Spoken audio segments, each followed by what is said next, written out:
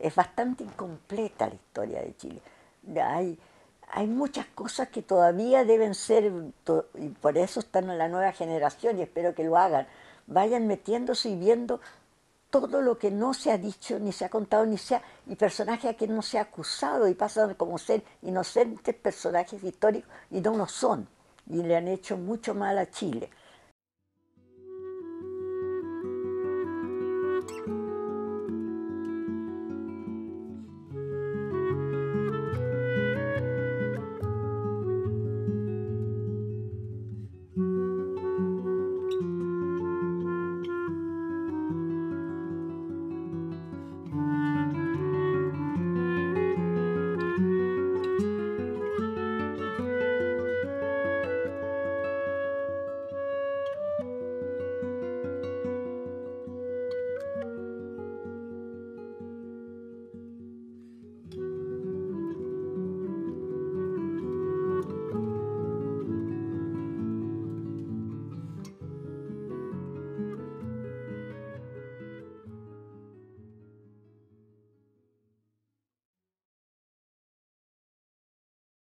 Tengo este libro en la mano, háganme callar. Lo que pasa es que no la pueden hacer callar. Ese es el problema. En su extensa vida nunca la han hecho callar. Mónica Echeverría Yáñez. Sí, es un libro que ha causado bastante interés, porque claro, nadie se atreve a tocar hoy día en Chile a la gente poderosa que está robando. Y yo simplemente los acuso con su nombre, sus apellidos, y voy contando cómo han sido sus actuaciones. Ella lo sentía como una necesidad de decir cosas y cuando la fueron tratando de hacer callar, era peor. Yo trabajaba también en la Universidad Católica en los años 60, era profesor en la Universidad Católica, y en ese periodo era rector Fernando Castillo Velasco. Porque toda esta gente en el periodo de la Reforma de la Católica pasaban conversando y discutiendo en la Casa de los Castillos. Todos los ex-MAPO y todos los miristas, de una u otra forma, paraban en la Casa de los Castillos. Entonces ella conoció toda esta generación.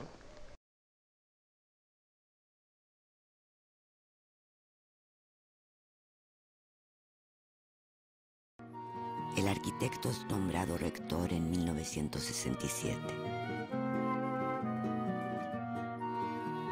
Ese año, un 11 de agosto, los estudiantes ocupan la casa central de la Universidad Católica. La toma de la Católica marca el inicio del movimiento de la Reforma, nuestro mayo 68. Muy rápidamente, el movimiento se extiende a otros campus universitarios y arrastra también a los alumnos secundarios.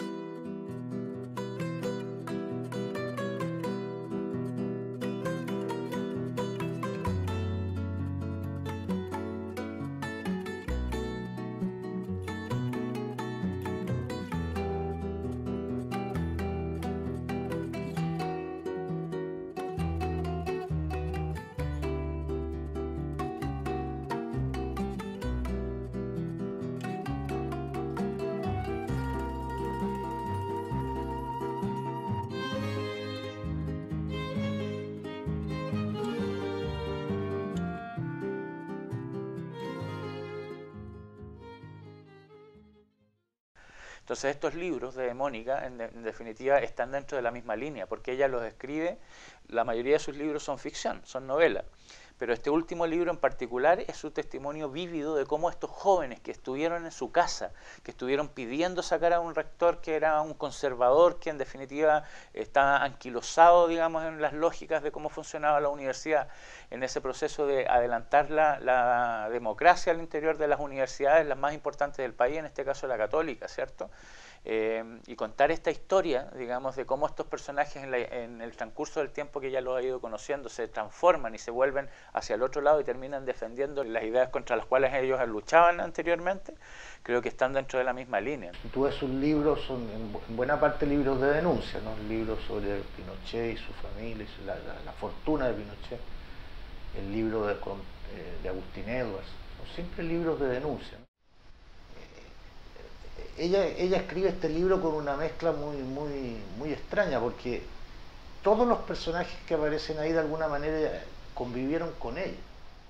Es un libro provocador, un libro acusador, pero que creo que ha caído, va ya en la tercera edición y creo que realmente ha tenido interés, sí. Y es un poco abrirle los ojos, porque estamos muy entregados a ciertos políticos y no sabemos lo que hay detrás de ellos y lo que están haciendo en contra de todo el bienestar de Chile. Son realmente personajes peligrosos. Y sí, me atreví y estoy muy contenta de haberlo hecho, pese a que, claro, me han acusado de muchas cosas, pero para eso hay que ser fuerte nomás y seguir adelante. Hay que declarar algunas cosas en Chile y declararlas con fuerza cuando las cosas están mal. Despierta como interés saber cómo la gente, no solamente el cambiar de idea no es el problema es renegar de las anteriores y como que hacer como que nunca quisieron lo otro. Y ella dice que ella también es una conversa, pero de su clase. Porque ella nace en cuna de oro, por decirlo de alguna manera. Ella lo dice con todas sus letras, con las mismas palabras que voy a utilizar. Ella dice: yo soy hija de la oligarquía, pero ella se convierte y decide ponerse del lado de la gente que tiene problemas en este país, de los que no han sido privilegiados históricamente.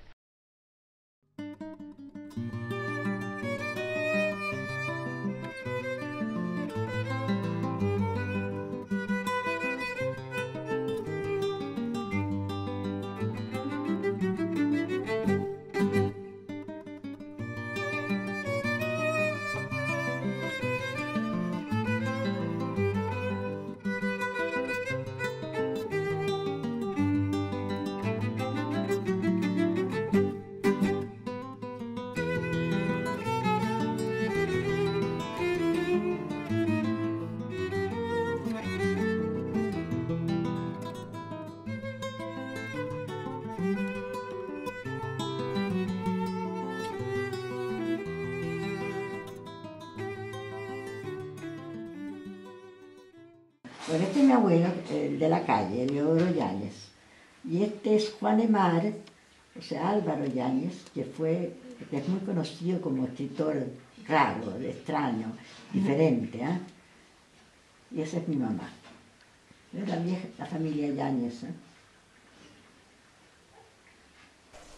A mí me sucedió que yo, naciendo dentro del mundo de la oligarquía, pasando y sucediendo mi infancia en la oligarquía, a pesar de eso, yo sentí, quizás intuitivamente, sin darme demasiado cuenta, que existía otro Chile alrededor mío, que pertenecía a otra clase social, con la cual yo me topaba todos los días, pero que no le daba mayor importancia, como que no hubiera existido, hasta que entré a la universidad. Al entrar en la Universidad de Chile a estudiar pedagogía en castellano, sentí que existía en mis compañeras otro mundo, otros seres humanos que eran los que yo no desconocía, que no había conocido antes, por el medio social en que me eduqué. Rompí yo un poco todos esos esquemas al entrar a estudiar en el pedagógico, al recibirme allá de profesora de castellano, al ejercer después como profesora y al estar becada después de un año en España, que me abrió también otro mundo, otro continente, que conocí muy bien en profundidad. Como profesora fue una profesora bastante poco tradicional y muy querida por su alumna. Hacía clases en colegios en aquel entonces los colegios eran separados los hombres de las mujeres. Cuando hice la práctica para recibirme de profesora de castellano, de literatura, gramática, en fin, de todo eso, hice la práctica en el Liceo Manuel de Sala.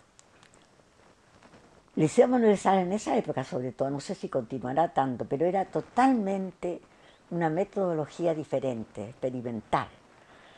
Y ahí me di cuenta que no es que se tiene que sentar un profesor o profesora y dictar una cátedra, y que todos vayan apuntando directamente, sino que hay que utilizar diferentes metodologías. Ella trabajaba en el colegio en que me puso, que era el colegio de las Ursulinas.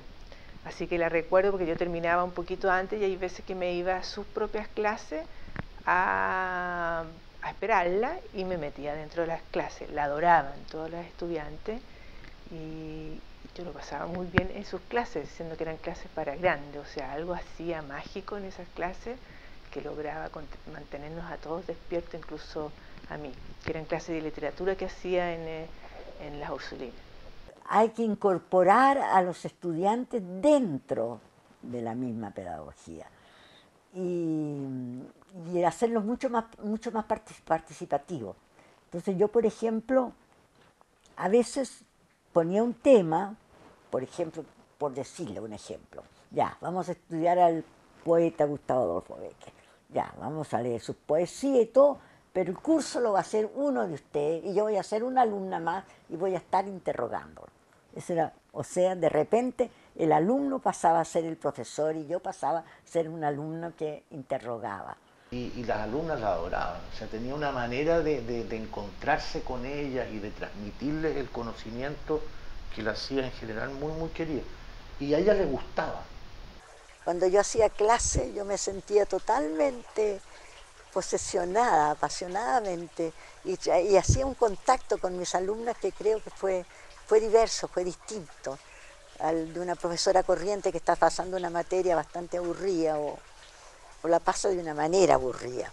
Todas las materias se pueden pasar de una manera enaltecedora, siempre que uno crea en ella. Ha tenido una sabiduría natural para vivir a cada etapa de su vida esa pasión que la mueve, que es el otro, que es la curiosidad, que es escuchar, que es aprender, desde la literatura cuando era profesora a la forma en que ella fue profesora, su manera de enseñar el Quijote marcó generaciones de amigas mías y de más chicas, más grandes. Bueno, su manera de ser una mujer de teatro es porque en ese momento el teatro para ella es todo un universo.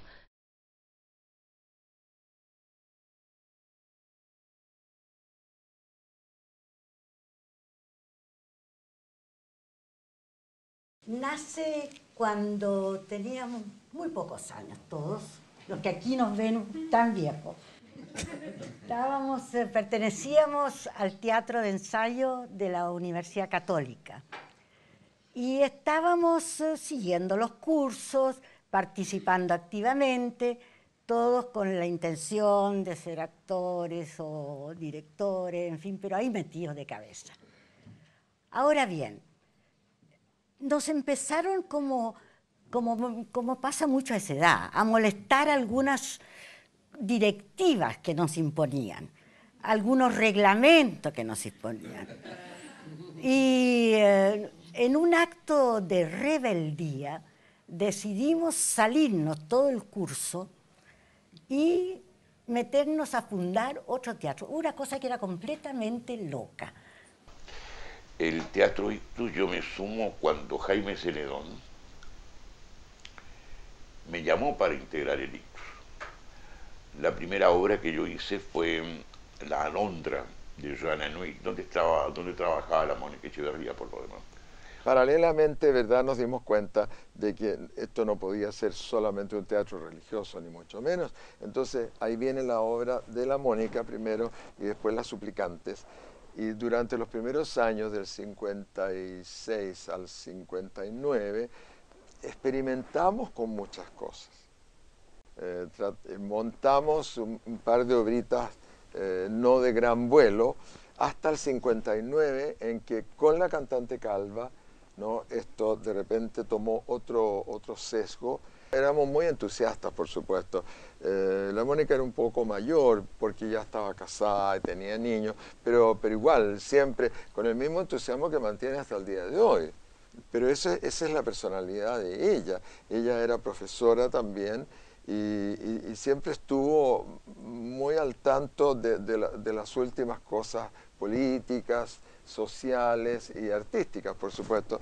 De manera que lo hizo una persona muy avanzada para su época, diría yo. El teatro lo hizo con una pasión inmensa, pues sí, llegaba a las 2 de la mañana de los ensayos a la casa y con los conflictos que eso le significaban a ella en la casa, pero no renunció nunca a hacerlo, siempre buscó la manera de seguirlo haciendo. Luego se dedicó, eso fue su época como de actriz, luego se dedicó a la dirección de teatro infantil y hizo unas obras maravillosas, las escribió, las dirigió, las montó. Y le voy a decir que no era un teatro infantil cualquier cosa, ¿no? Dramaturgos como Alejandro Sieveking o Jorge Díaz escribían para el teatro infantil de Nictus, y músicos como Vittorio Cintolesi componían música para el teatro infantil. Y era la Mónica la que dirigía prácticamente siempre, elegía a los protagonistas. A mí me puso una vez a trabajar como un congrio, o sea, un congrio colorado. Y Alejandro Sieveking lo hizo actuar como el pirata de lata. No, era realmente de una imaginación realmente notable. O sea, yo nací junto con el teatro infantil de la Mónica, así que lo tengo completamente plasmado y agradezco mucho que se haya dedicado al teatro infantil porque nos dio una capacidad de imaginar y de crear enorme. A mí, y digo nosotros, por Fernando José, que también, que estoy seguramente, nos metíamos en los ensayos, era un mundo misterioso, lleno de fantasmas, entrar al camarín y ver al personaje que había estado recién en el escenario y que uno había creído que era ese, el gallo Quiquirico, y después verlo cómo se sacaba el traje y el maquillaje. Era, no solamente la vivíamos a ella como la dramaturga que nos poníamos de espectador a ver una obra, sino que además teníamos acceso a todo ese mundo que hacía posible el teatro. Yo creo que si alguna vez me interesó el teatro y todo eso fue porque viví este mundo tan mágico, tan misterioso. Ella desde el teatro de Nictus, digamos, también, bueno, hizo teatro infantil en donde logra cierto reconocimiento, pero también participa de un teatro político. Es además actriz en las películas de Ruiz, ¿cierto?, que falleció hace poco tiempo. Venía de larga data con Raúl Ruiz, porque venía de Palomita Blanca y otras más que no sé, no me acuerdo en este momento cuáles fueron, pero sí de esas dos, Palomita Blanca y Días de Campo.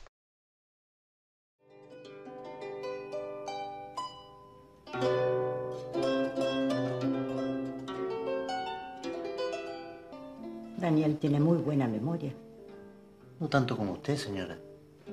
La señora Carmen se acuerda de todo, sobre todo de apellidos.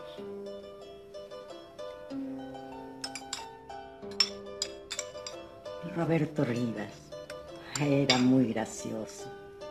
Hasta me hizo bailar una vez 3 pies de cueca. Era muy amigo de los Echaurren, Pérez Cotapo y de los Fernández Lecaros. ¿Lo recuerda usted? Él los metía dentro de la trama, del argumento, y no daba un guión que estudiar de memoria, sino que lo metía uno en un personaje. Y ese personaje entonces lo dejaba improvisar. Y a veces se armaban unas discusiones ahí entre dos actores, por ejemplo, en que cada uno aportaba lo que él creía que era su personaje y el otro lo contradecía o se enojaba con él, pero dejaba muy libre. No había un guión como premeditado y aprendió de memoria. Eso fue lo que me llamó más la atención en él. ¿Para cuándo es el reportaje? Para fines de año, creo. Noviembre, algo así. ¿Con fotore? Para la revista, claro. La entrevista es para la televisión.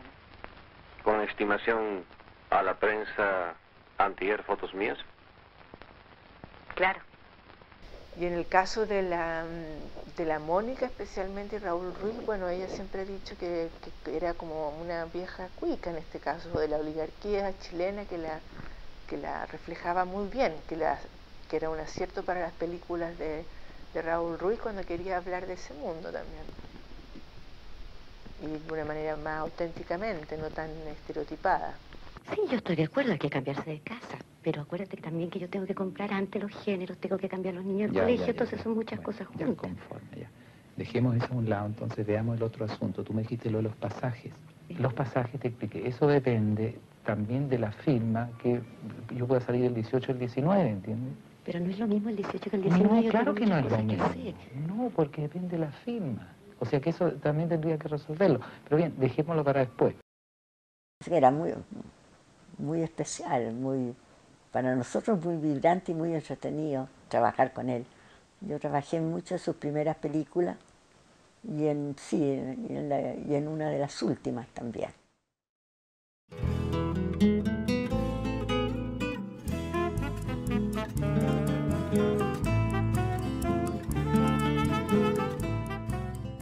Tuvimos hace 2 años y medio esa iniciativa magnífica de Jaime Celedón de remontar o volver a montar La Cantante Calva, que habíamos montado en 1959. O sea, fueron más de 50 años después.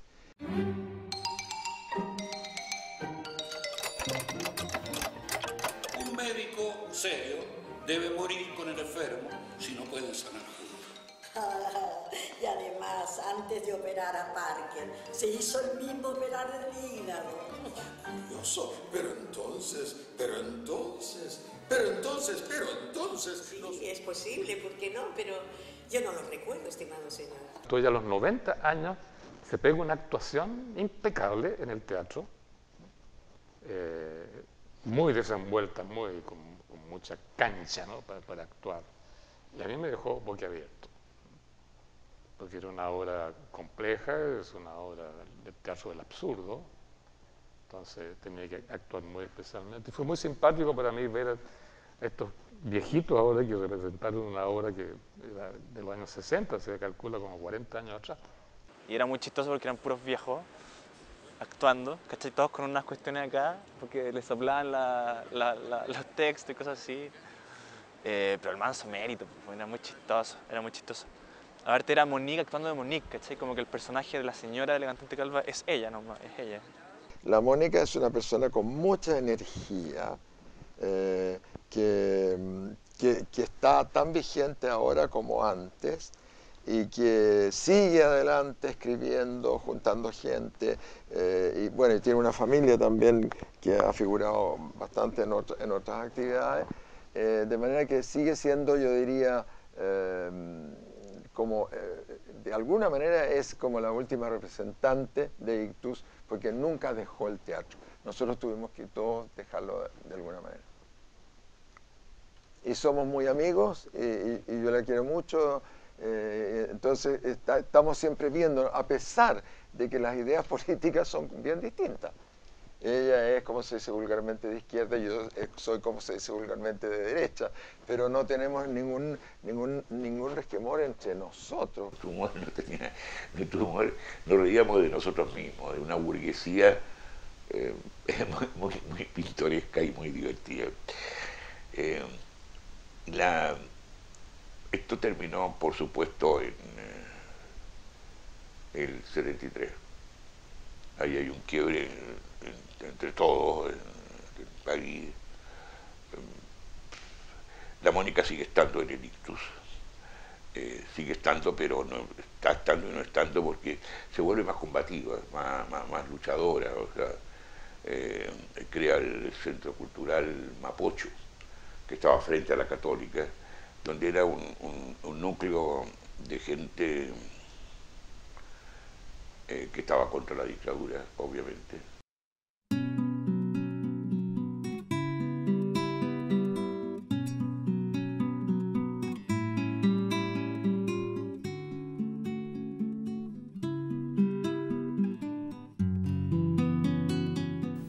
No hay nada más injusto que el exilio. No hay nada más criminal que realmente separar a las familias, echar de su tierra, de sus raíces a los seres humanos. Y eso los chilenos quizás aún los que tenían los ojos cerrados, los que no veían o no querían ver lo que estaba sucediendo, en este momento lo han entendido, lo han comprendido. Tuvimos 4 años en Inglaterra, sí. Mi marido fue nombrado profesor en Cambridge de arquitectura. Tuvimos ahí, pasamos 4 años, ahí regresamos a Chile, pero sin que los hijos pudieran tampoco volver, así que teníamos la familia separada. Y ahí entonces sí, ahí hice muchas cosas en lo que pude, en lo que se podía hacer, de manifestaciones o de procesos en contra de Pinochet, sí. Y en el caso de Mónica y Fernando fueron, ella al día siguiente del golpe se puso al servicio de la resistencia para esconder gente y encontrar recursos y salvar gente, etcétera, y él a su manera también, y luego construyen, cuando regresan, participan activamente en la resistencia abierta a la dictadura. Sin ese movimiento de resistencia a la dictadura, armado, abierto, popular, artístico, no habría habido victoria del plebiscito. Al llegar, bueno, me di cuenta que lo difícil que era estar en un Chile con esa opresión, con esa dictadura tan feroz, sin medios de comunicación posible, sin lugares en que pudiéramos gritar o decir nuestro descontento. Era realmente un Chile tenebroso, terrible. Y bueno, y ahí entonces empecé a idear algunas cosas, todas basadas en el humor, pero en el humor negro, en el humor que fuera destruyendo o mostrando la realidad de la opresión de la dictadura.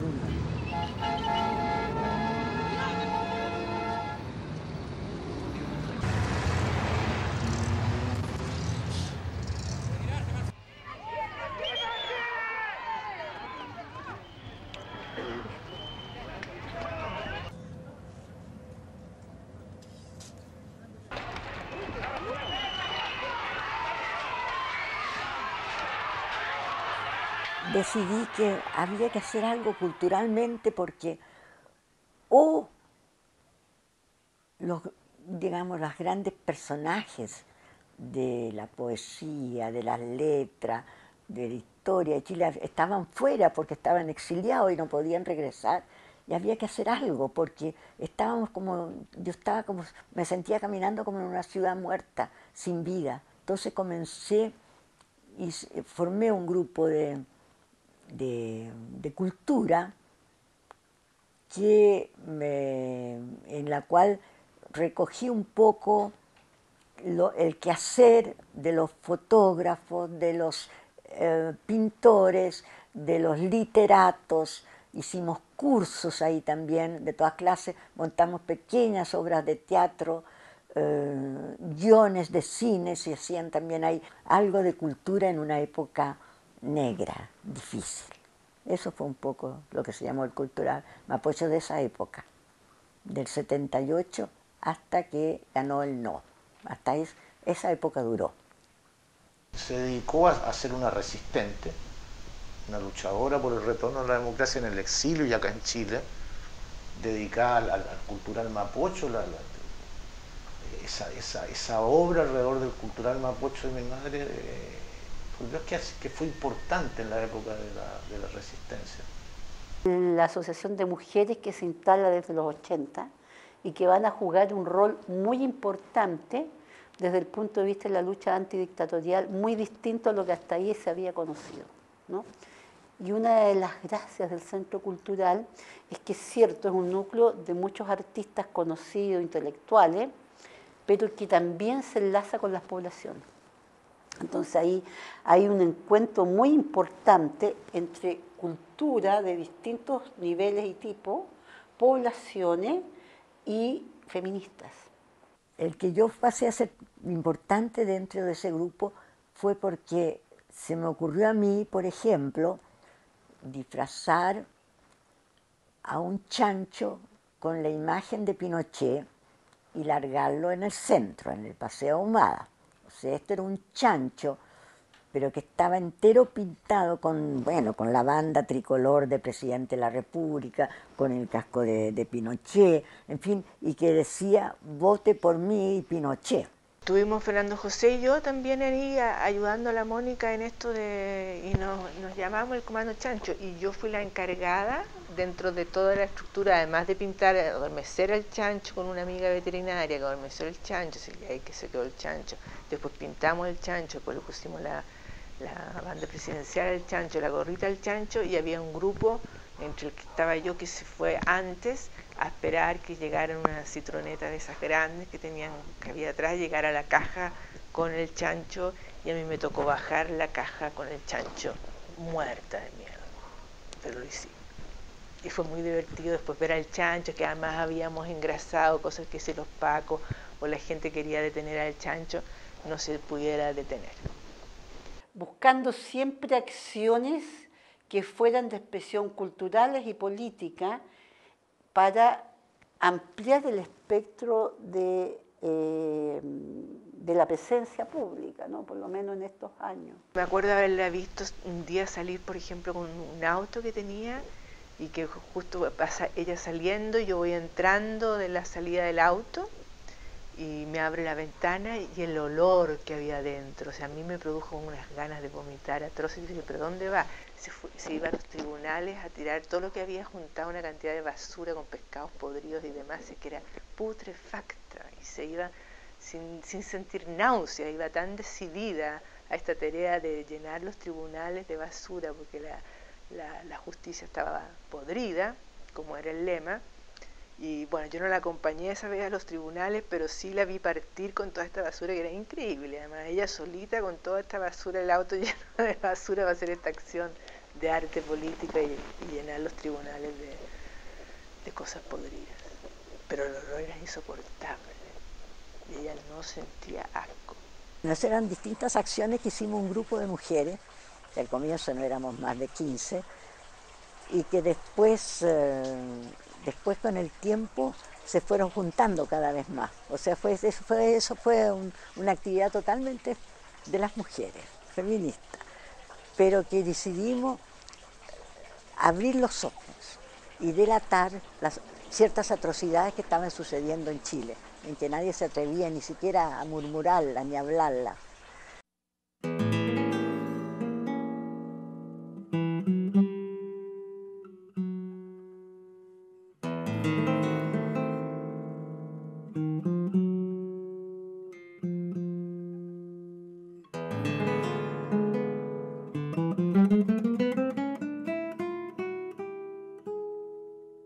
A la vuelta, después de la dictadura, ya sentí que podía escribir o que debía escribir otra clase de libros.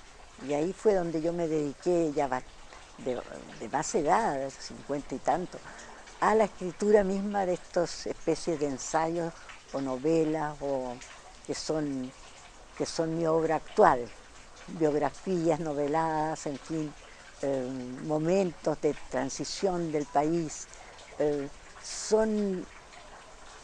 Yo diría que son una presentación y un descaro que yo utilizo en mis libros como para señalar que hay cosas que en Chile tienen que cambiar, ser diferentes. Yo creo que ella hace una forma, ha demostrado una forma de historizar acontecimientos y ponerlos en relato. Y me parece a mí que abre las mentes para poder pensar desde otra perspectiva los hechos históricos. Pero lo importante es que mezcla la memoria con investigación. Hay mucha gente que escribe solo sus propias memorias, de lo que él se acuerda, pero ella junta ambas cosas y eso es interesante. Sus recuerdos, sus memorias, sus impresiones, sus opiniones, pero le añade investigación. O sea, yo creo que ella tiene un sentido de la historicidad de la vida impresionante. Estos libros la reflejan muy bien porque es entre novela, son muy novelados, pero a la vez son muy historizados y son con investigaciones serias. ella investiga los hechos y los relata de forma muy novelada, ¿no? Y los hace muy entretenidos. Los libros que ha sacado Mónica hoy son incluso que tienen que ver con el periodismo, lo que había hecho antes Patricia Verdugo, le empezó a hacer la Mónica. Hace rato, hace muchos años, décadas diría yo, que en el periodismo no se pretende llegar a la objetividad, pero sí por lo menos al equilibrio informativo. Mónica no pretende equilibrio informativo, ella cuenta su versión de la mirada, pero como una protagonista directa de los hechos. En la historia hay distintas fases, distintas etapas, ¿no? Distintos momentos históricos que tienen importancia en sí mismos. Ahora, una persona que vive 96 años, ¿verdad? Y que tiene la gran oportunidad de conocer desde arriba y desde abajo el problema, yo creo que reúne en sí misma una memoria muy rica, ¿no? Y una memoria que puede contar las cosas desde dentro. Y la Mónica tiene una gracia que a mí me gusta mucho, que es que ella no se priva coloquialmente de contar estas historias. Sí es historia, sí es memoria. Y por ejemplo, ella va al punto de develar secretos de familia, como en el caso de su familiar directo y el asesinato de los Barceló y los Echeverría implicados, o sea, y eso le valió el desprecio de una parte de la familia y el enojo de una parte de la familia propia, ¿no? Aquí está la protagonista de 8 de mis novelas históricas, como las llamo yo, que es Agonía de un irreverente. Ella fue la hermana mayor de mi padre, que fue la única que logró condenar al fusilamiento a un oligarca chileno. Es el único oligarca chileno fusilado en Chile. Ella lo llevó a juicio porque había asesinado a su hija. Se llama Inés Echeverría, hermana de mi padre. O meterse con la hermana de Agustín Edward y tener las dificultades editoriales que tuvo a publicar ese libro. Son historias que si no salen a la luz. Creo que Mónica es una persona extraordinaria, ¿sí? Que afortunadamente sigue pensando, sigue escribiendo. Si no ha sacado su último libro después del de Seibo, debe estar próxima a sacarlo. Y eso creo que es una posibilidad de una protagonista viva de lo que ha pasado en las últimas, casi prácticamente, bueno, no prácticamente, en el último siglo. Ya está próxima, le faltan poquitos años para cumplir los 100. Entonces ha sido un siglo de testigo, pero no solamente testigo pasiva, sino testigo activa de lo que ha sucedido en la historia de Chile. Ha escrito siempre, pero ahora su profesión es escritora. Si le preguntas tú a mi madre qué es hoy día, te dice que es escritora. Y igual no ha dejado de escribir un libro tras otro, siempre con temas que a ella le importan. El primero que leí fue El vuelo de la memoria. Eso, claro. Que escribió la Carmen, sí.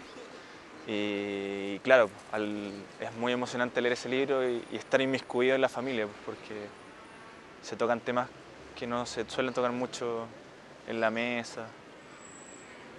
Eso también es interesante la Monique, que tenía como ese dualismo también de que a veces se mostraba abierta a contar todo, pero siempre guardaba algo y nadie sabía dónde. Era como una especie de misterio también eso. Le tengo miedo el perder a mis seres queridos. Y creo que eso es un dolor que es muy difícil, cuesta mucho superarlo. A mí me pasó también con un hijo y perderlo fue quizás lo más desgarrador que he tenido en mi vida. Sí, eso digo yo, que hay que tener fuerza y que hay que mirar un poquitito a los lados, superarlo. Y que esos destinos sean como digamos, ese mal que te llega a ti de repente en una enfermedad grave o en la pérdida de un ser querido, es como que verle lo posiblemente positivo que tuvo, que es muy difícil. Esa multiplicidad de vidas, yo creo que el hilo es el coraje, que es un valor que ya no se sabe lo que es, porque no existe hoy, el coraje de vivir, el coraje de amar, el coraje de hacer, el coraje de realizar los sueños, de ir hasta el final obstinadamente de los deseos. Y ese coraje es lo que a ella siempre la hizo estar en comunidades, en colectivos, en trabajo de a dos, de a tres, de a grupo, el teatro, el grupo, la troupe de teatro, la resistencia allí, el Centro Cultural Mapocho, las iniciativas. Siempre ella ha sido capaz de atravesar tragedias como la muerte de mi hermano, atroces, y de seguir viva.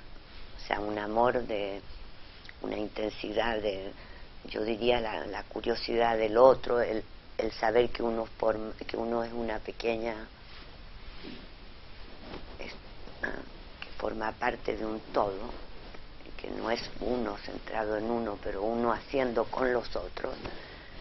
Esa capacidad, lo que le dio en cada etapa de su vida, tiró hilos diferentes. O sea, también Mónica Echeverría enseña que hay múltiples vidas. Es decir, nacer ya en una familia golpeada, ¿no? En una familia traumatizada un poco, ¿cachai? Con muertes de hermanos, de hijos, de tíos. Entonces, eso es algo que Monique tenía la capacidad de como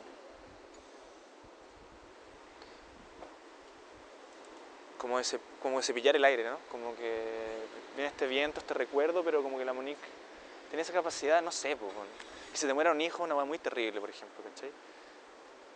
Perder ilusiones y tantas cosas que se perdieron en la dictadura son cosas muy fuertes que uno ve a la Monique y dice, chucha, ¿dónde guardas ese dolor? ¿Cachai? Necesita bastante poco de nosotros seguimos necesitándola a ella porque sobre ella converge toda la familia. Ella es la que la junta, llegan los nietos, los bisnietos, los hijos a alojarse. Es una abuela capaz de llevarlos al teatro, de ir al cine, de ser cómplice de sus amores, con mi hija fue la madre, fue madre de Camila cuando ella era chiquita, y yo creo que ellos se divierten y les gusta mucho como es. Mi hijo Tomás está en Chile porque le gusta estar con ella. Estudia y trabaja en Chile porque le gusta estar con ella. La curiosidad. La curiosidad y el buen genio. Porque tiene 96 años, sigue curiosa. Yo creo que eso es la que la mantiene bien, a pesar de la edad. Realmente curiosa, o sea, llega alguien y se siente curiosa por lo que puede estar pensando. O sea, en este caso, como que el dicho esto de que la curiosidad mata al gato, en este caso la curiosidad da vida, y mucha vida, que es un acto de generosidad también por el otro. Nos deja una bofetada totalmente. Sí. Una bofetada, un cambio de conciencia. Atreverse a mirar de otra forma las cosas, a aprender. Porque aquí la amnesia chilena, de creer de que uno tiene ideas propias, pero son mera costumbre familiar, ¿cachai? Como... Es entender que uno nace en un contexto, pero ese contexto no es la verdad del mundo. Y tienes que aprender a recorrer los otros, y a entenderlos y compartirlos, y eso.